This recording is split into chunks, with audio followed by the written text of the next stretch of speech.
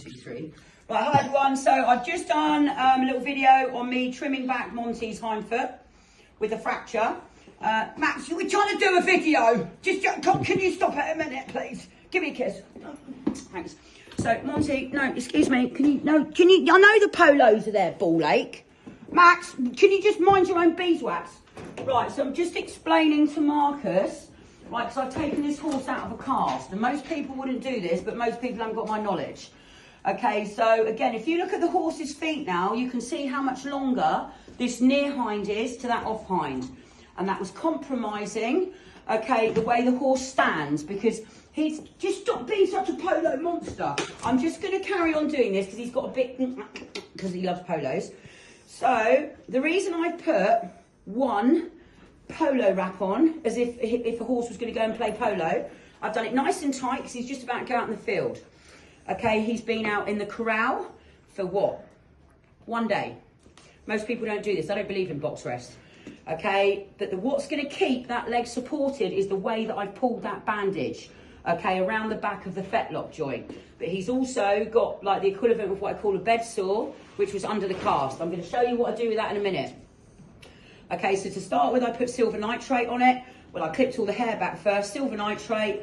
Now, I don't want any wraps under the leg because it's important that I've got the tightness on that so that when the horse's leg moves, it's fully supported. Okay, so now I'm just going to put another bandage over the tightened bandage. So there's no wraps, there's no like wadding or anything underneath. I'm using 2 straight polo bandages. They need to be of the same consistency. Big nuts, just the polos are there, just wait there. Max, get out of the way. Right, he's not stood on it, and I need him to be stood on it, so I'm slightly going to put his tail. Now he's going to step forward. Well, that was your fault, ball ache. Monty, don't be a prick. It doesn't bother me. The reason I've got him tied like this is he can't get himself into trouble. Okay, and he can always move away from pressure. You tie a horse up like this, right, it can never get itself into trouble. He'll either move that way or this way, okay? Stand still. I'm just going to do it for him because I need to get this done. Can you stand and stop being a ponce? Max, sit. Just stop. You know, he's just getting a bit fruity at the moment because he's just about to go out in the field and he's fresh. You know, this horse has been in the barn for a long time. Just stand there, big nuts. Max, sit. That'll do. The door is moving. Stop being a twat. You're just being a knob. Just get a grip, all right? I mean it. This is utter bollocks. Just stop. I know you're going out. Just shut up. Just shut up.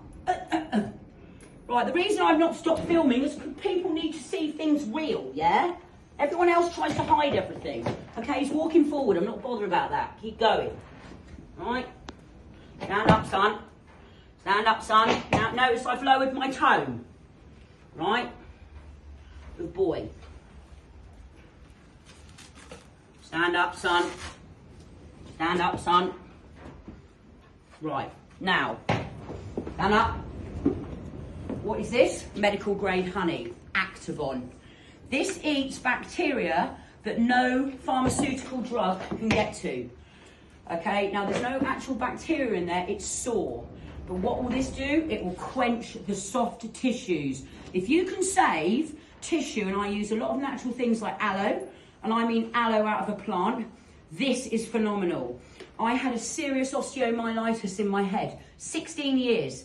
The bacteria, streptococcus. I was on 6,500 milligrams of drugs a day. Couldn't get rid of it. It ate 8.2 millimeters of my skull. Okay, my face should have collapsed really. Do you know what I did in the end? I drilled into my own jaw and I got a syringe and I was gunning it straight up into the maxilla. Okay, I also used deadly nightshade. I don't want you copying that though. It starts dropping dead. So these come with a little pipette. Now this is quite expensive, but this is amazing. You can also put this in a horse's gut for gut ulcers. Okay, now if I've got a wound on a horse or any animal and you haven't seen it and it's filthy, clean it off and squeeze it straight into the wound. Then cover it with silver nitrate. It'll put a metal seal over it. This will eat any bacteria. Okay, so what I'm going to do is I'm just going to put some of this on my fingers. This isn't to eat any bacteria. This is to quench the soft tissue underneath here, which is sore. See, he's going, ow. Right? and it goes rock hard. So this is going to soften it. Oh, he says, oh, oh, oh, oh. Good boy. You don't need very much. Right, years and years ago, I went and spoke to a very good friend of mine who's a vet. It's not by coincidence that then they sent their veterinary practices off and they're now using honey dressings in veterinary. That's because of me. Right, now, over the top of that, I am now going to put a metal seal. All sun. See how he's tied though? You can't get out of it. Right, and yes, it's noisy. I don't give a shit it's noisy. I should be able to drop a bomb near any horse, and as long as I'm calm, they're calm. So now, what I'm going to do by putting this over it is going to lock that in, okay? This creates a metal seal. All right, I'm not worried about that. Good boy. Go over. Go over. Right, now, let's put a seal over the top. Now I'm going to put him out in the field.